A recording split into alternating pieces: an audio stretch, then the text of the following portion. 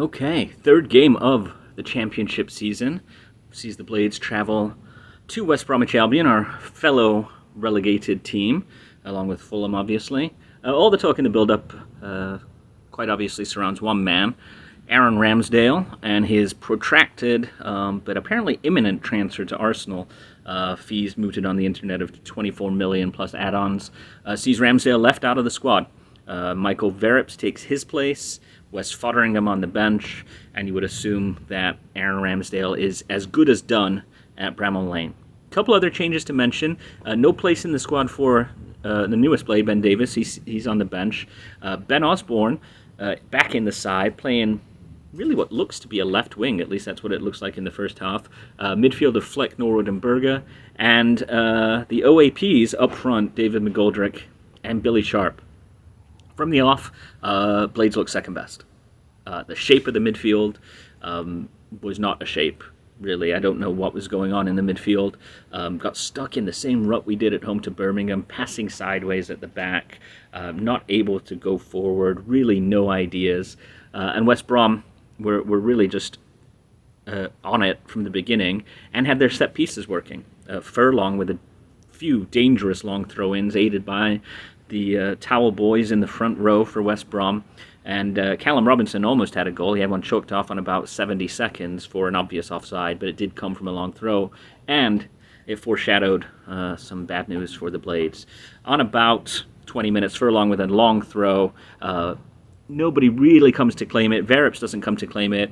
Jack Robinson, the unlucky man, with a back header into his own net. About 2 minutes later, Blades with their best chance of the first half. Billy Sharp wins the ball in the West Brom half, sets David McGoldrick free, and he contrives to somehow beat Sam Johnstone, but also beat the post. About 2 minutes later, David McGoldrick then gets a yellow card for poking his finger at a West Brom player in the face. So really a 5 or 10 minute spell that David McGoldrick would want back. Really nothing to hang our hat on in the first half. It was all West Brom, and I would hope that Big Slav's got some changes with the likes of Brewster, McBurney, Luke Freeman, and dare I say, Ollie Burke on the bench. So fingers crossed for a much better second half from the Blades. Up the Blades. Out for the second half, the Blades trailing by a goal to nil. Changes were clearly needed by Slavisa Jokanovic, and the amount of changes we got, nil. Second half, I can sum it up in one word: garbage. But I'll take you through it anyway. After the first half and a goal inside the first minute was disallowed, you think the Blades might learn the lesson, but no. 2-0, inability to deal with long throws, inability to deal with anything in the air. West Brom bigger, stronger, more passionate, more hungry, looked like a team who would score goals. 47 minutes, 2-0 to West Brom, O'Shea the scorer. Any hopes of any faint chance of any comeback, scoring one goal would be a miracle, never mind getting 2 or even 3. It was gone 6 minutes later, on 53 minutes, Moat scores 3-0. 6 minutes after that, 59 minutes, and it's the ex-Blade Callum Robinson making it 4-0. And West Brom, to be quite frank, packed in and retired. They could have had 7, 8, 9. It was embarrassing. Absolute embarrassment. The Blades offered nothing at all going forward. The substitutions, dear, oh dear, oh dear. Why it took so long to get Luke Freeman, I do not know. You then take off Sharp and McGoldrick and replace with 2 other strikers, and that's Ollie Burke. And then the most promising striker, Ryan Brewster, is left and sat as sub. It is infuriating. It was the closest game I've ever come to just switching the TV off and going and watching something like Love Island, because it was embarrassing, indefensible. I was so glad when the final whistle went. A complete and utter shambles. Hopefully, this is line in the sand time. Get to the offie, get some drinks, get the players drunk on something. I mean, some of them might even struggle to open a can of beer the way that they played at the moment. But serious words need to be had. It's 43 games to go. You know, we've had poor starts in the past. We have to remember under previous management, Chris Wilder, 1 point from 4 games. We picked up a point at Swansea, but we were hammered by a West Brom side. The season's 3 games old. West Brom and Fulham are the top 2. Sheffield United languishing in the bottom 3. Without a goal in 3 games is a real worry. Anyway, time to dust ourselves down, go again against Huddersfield. It's early days for Slav.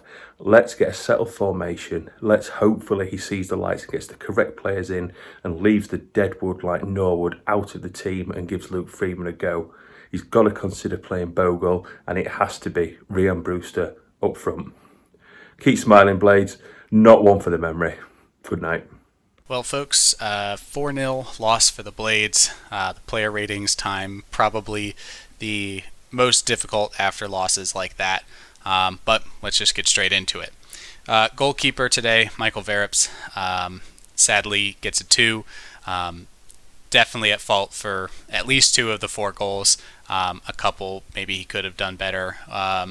Overall, just not a very good performance in the first start in the league for us, but we move on from here.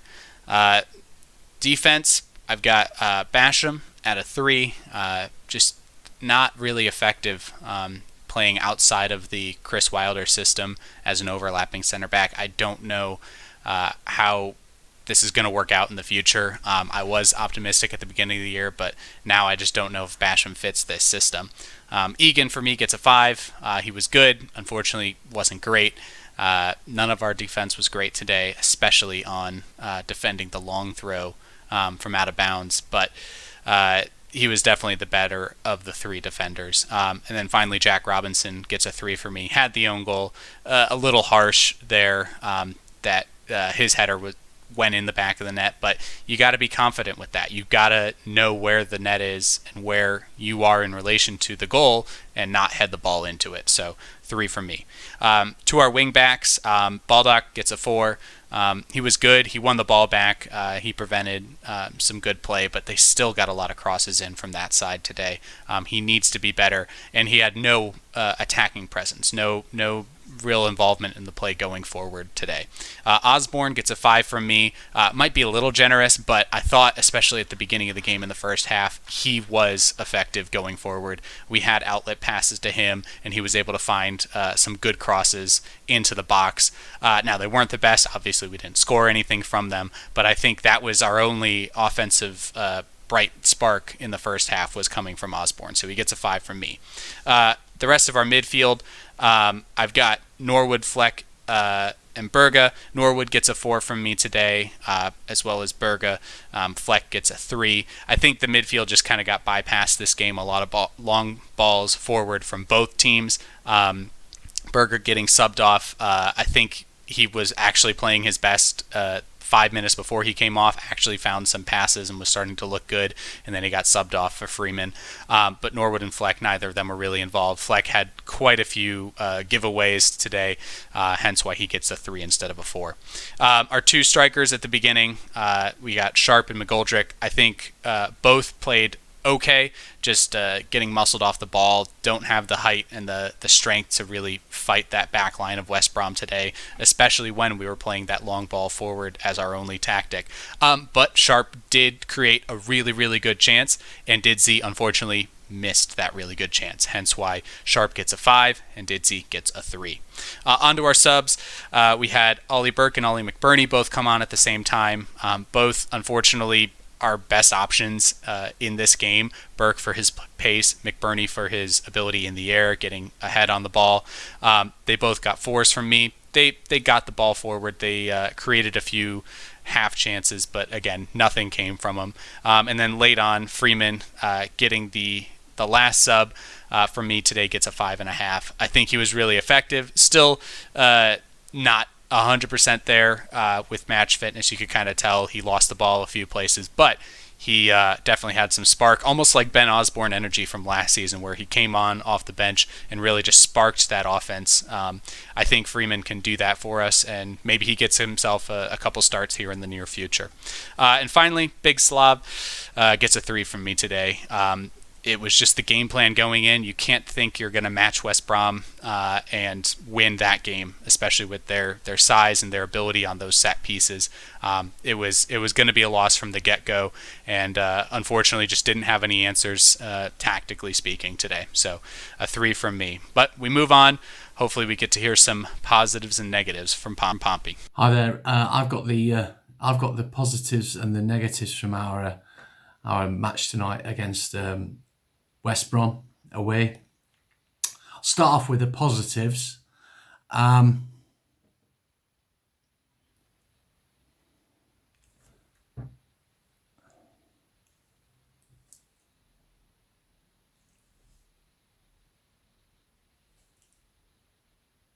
Okay, now on to the negatives. Pretty evident tonight. We were beaten up and we were tubbed. We were tubbed by a side that really knew what they were doing. They knew how to play against us.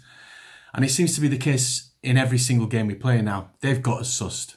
We've got no plan B. We've got nothing to offer over and above some form of wilder ball. And it doesn't matter which manager we've got playing. It seems to me like it's died into people's consciousness on the pitch.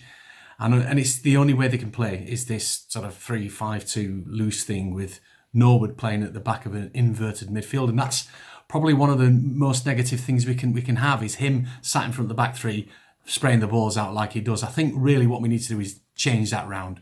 And we probably need to have somebody like Freeman playing at the front of a point of a midfield with Berger, who tonight was absolutely abject. I've got to be honest, he was rubbish tonight. I'm sorry, you're not worth £23 million or however much we've actually paid for you, Sander Berger. I don't believe the hype anymore. I'm less inclined to believe anything that is connected with Sander Berger with regards to his ability until I see him pick the ball up in a Curry-like manner, drift through everybody and then smash it into the top corner, because tonight he was nowhere near doing any of it. He looked lost. He looked like he was playing in a division that he'd never even watched play football. And this is the Championship, and he's had a season, best part of a season in the Premiership with us. Absolutely dreadful. Other players noteworthy of my derision, I really don't know what we're doing playing Jack Robinson. Tonight, he was even worse than rubbish. In fact, most of the back three didn't really give themselves any credit, especially defending from set pieces, which seems to be West Bromwich Albion's stock in trade of attacking. Well, it certainly was tonight anyway, because he just opened us up with the set pieces. If it wasn't a long throw, it was a corner. And certainly we just completely failed to pick up exactly how they were going to make us hurt. And that was certainly the way with those long throws coming, wanging in from the touchline, really. Nobody gets their heads to the ball. Even with McBurney on in the second half, a tall, rangy centre forward, we've still failed to make any connections or make any defences of these long balls into the box. Mark my words, next week that's going to happen again. People are going to say that's the way to do it. Other bits, largely across the pitch, we look like we're playing a complete team full of strangers. But that's odd, that, isn't it? Because most of that team a lot of that team is what brought us up from this division to the Premiership. So there's no reason why they should feel like strangers. And they kind of know how each other plays and where each other are. But it seemed to me like, again, with this version of wilder ball, we were trying to play it up the flanks, and then we'd stop. And then we play backwards. And then we play across the pitch. And then we play backwards. And then we play backwards again. And it'd end up at Verrips. It's just the same old, isn't it? You know, and I've said this before on the Sheffield United way, if you get what you always got if you do what you always did. And that's what the story of tonight was. That's the negativity of it all. And that's a real minus point.